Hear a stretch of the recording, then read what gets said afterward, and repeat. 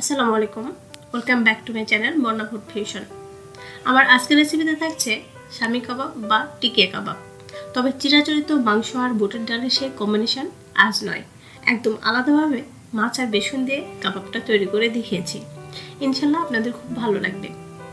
ভালো লাগলে সাবস্ক্রাইব করে লাইক কমেন্ট শেয়ার করতে ভুলবেন না। চলুন তাহলে রেসিপিটা দেখে নেওয়া যাক।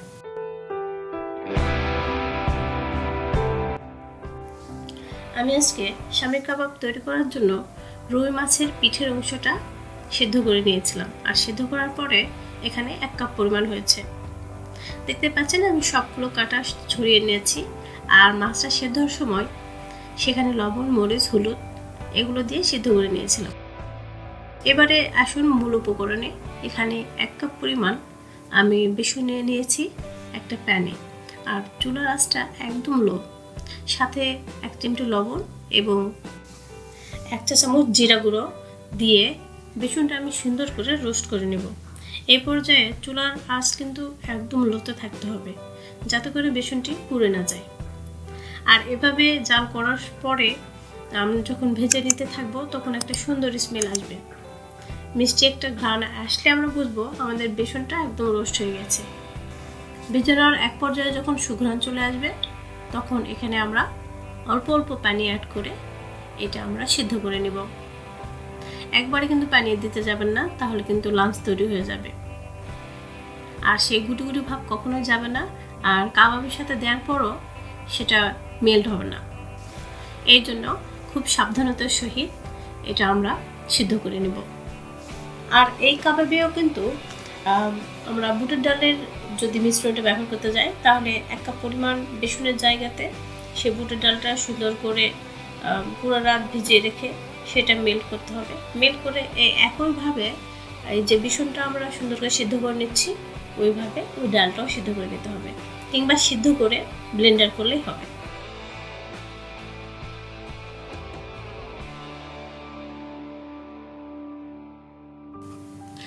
কাবাবের আমরা পরবর্তী ধাপে 1 কাপ পরিমাণ বেরেস্তা, 1 টেবিল চামচ চিনি এবং 1 চা চামচ গরম মশলা দিয়ে আমি বেরেস্তাটা সুন্দর করে গুঁড়ো করে নিব। আর এই বেরেস্তা যখন আমরা গুঁড়ো করে নিব তখন কাবাব তৈরির পরে চারপাশে ছড়িয়ে থাকবে না বা এদিক সেদিক বের হয়ে থাকবে না। যখন আমরা ভাজতে যাব সেটা একদম ফেটেও যাবে না, একদম মোলায়েম হয়ে যাবে। এই জন্য আগেই সুন্দর করে মেখে নেওয়া। আর কিছুটা কাঁচামরিচ নিয়েছি, আর তার সাথে দিয়ে দিলাম সামান্য লবণ, সেটা দিয়ে একদম মেখে নেব। আর এই সবগুলো উপকরণ একসাথে আবার মেখে নেব, এতে করে এই উপকরণগুলো মোলায়েম হয়ে গেল, আর কাবাবে ব্যবহার করার পর কাবাবটা ফেটে যাবে না। আমার এগুলো মেখে নেওয়া শেষ। এবার আমরা সেই সিদ্ধ করে রাখা বেসন এবং এই সবগুলো মশলার উপকরণ একসঙ্গে অ্যাড করছি। যেহেতু এটা আমাদের মাছের কাবাব, তাই মাছটা বেছে নেওয়ার সময় অবশ্যই লক্ষ্য রাখবেন কোনো কাটা যেন না থাকে। আর এখন এগুলো সমস্ত একসঙ্গে মথে নেব সুন্দর করে। আমার চ্যানেলে নানা ধরনের ডেলিশিয়াস খাবারের রেসিপি রয়েছে, আপনারা চাইলে ঘুরে আসতে পারেন। আর ভালো লাগলে অবশ্যই লাইক কমেন্ট শেয়ার করে পাশেই থাকবেন। আমি এগুলো সমস্ত উপকরণ একসঙ্গে ভালোভাবে মুছে নিলাম। এবারে এখানে একটা ডিম এবং কিছু লেবুর রস অ্যাড করে আবারও সুন্দর করে মুছে নেব। এই লেবুর রসটা ব্যবহারের ফলে কাবাবটা আমাদের অনেক ক্রিস্পি হবে, আর খেতে মাশাআল্লাহ অনেক ইয়ামি হয়।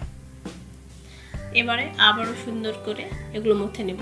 তবে এখানে ডিম ব্যবহারের ক্ষেত্রে আপনারা অবশ্যই সাবধানতা অবলম্বন করবেন, কারণ যদি আপনাদের কাবাব অল্প পরিমাণ হয়, অর্থাৎ মাছের পরিমাণ অল্প হয়, তাহলে ডিমটা আগে ফেটে নিয়ে তারপরে অল্প অল্প করে দিবেন। তা না হলে কিন্তু কাবাবটা নরম হয়ে যাবে। সামান্য হাতে তেল মেখে নিলাম, আর দিয়ে দিচ্ছি সেই শেপ যেটা আমরা সবসময় কাবাবের দিয়ে থাকি, একটু রাউন্ড করে, একটু চ্যাপ্টা আকার। এই তো দেখতে পাচ্ছেন আমার কাবাবের শেপটা দেওয়া শেষ। এভাবে একে একে সবগুলো আমি তৈরি করে নেব। আর এই কাবাবগুলো ডিপ ফ্রিজে কিন্তু সংরক্ষণ করা যায় 1 থেকে 2 মাস। যখন আপনারা কাবাবটা ভেজে নেবেন তার 10 মিনিট পর বের করে নিলেই হবে। আমি এগুলো কিছু সময় একটা প্লেটে করে ডিপ ফ্রিজে রেখেছিলাম। এই তো দেখতে পাচ্ছেন বের করে নিয়েছি। এই প্লেট থেকে এখন নেমে একটা এয়ারটাইট বক্স কিংবা ফয়েল পেপারে মুড়িয়ে সুন্দর করে রেখে দিতে পারেন। সেটা 1 থেকে 2 মাস অনায়াসেই আপনারা খেতে পারবেন। শুধুমাত্র যখন ফ্রাই করবেন তার কিছু সময় আগে বের করে নিয়ে একটু হালকা নরম হয়ে আসলে ভেজে নেওয়া যায়। আমি একটা প্যানে পর্যাপ্ত পরিমাণ তেল নিয়েছি আর সেটা একদম গরম হওয়ার পরে আমি কাবাবগুলো দিয়ে দিচ্ছি ভেজে নেওয়ার জন্য। এখানে একটা মেন টিপস থাকবে, সেটা হলো কাবাবগুলো কিন্তু কখনোই অল্প গরম তেলে ভাজা যাবে না, তাহলে কিন্তু কাবাবগুলো খুলে যাবে। এর জন্য তেলটা অনেক হিট হতে হবে এবং সেখানে কাবাবগুলো ভেজে নিতে হবে। দেখতে পাচ্ছেন আমার কাবাবগুলো সুন্দরভাবে ভেজে নিচ্ছি।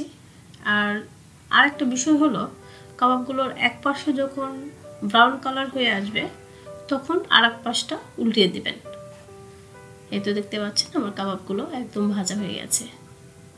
দেখতে কিন্তু অনেক সুন্দর কালার এসেছে, খেতেও মাশাআল্লাহ অনেক ইয়ামি হয়েছিল।